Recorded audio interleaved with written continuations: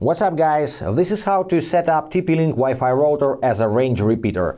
I've got two routers over here, and this one I'm going to call the source router and this one I'm going to call the repeater. And keep in mind that the method I'm about to show you is called WDS bridging, and it doesn't work with all TP-Link models, so if you can't find the settings I demonstrate on your router, it means it can only be used as a regular router or as a wired access point. Before getting started, make sure that your source router is connected to the internet and broadcasting Wi-Fi. Also, take a look at the repeater's LED signals. The power and Wi-Fi signals should be turned solid. And also, if you used the repeater as a regular router before, I recommend you to do a factory reset and write down this default wireless password from the product label on the bottom. And now let's get into it. Well guys, this mission can be completed from web browser only, and first thing you need to do is to connect your laptop to the repeater's network. So my repeater's network is TP-Link, it's default, and here you need to use the password from the product label and click on next. Once connected, open your web browser and in the search bar type in the following IP address. This one, 192.168.0.1, or you can use the web address tplinkwifi.net. The same result, hit enter, and it takes you to the welcome page. Here you need to create the administrator password, write it down somewhere to not forget. Click on Let's Get Started.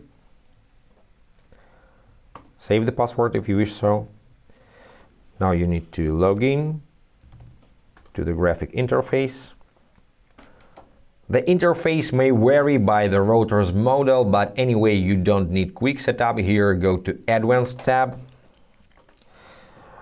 select Network, DHCP server, and disable DHCP, because you need only one DHCP server in your system, and this is your main router or your modem.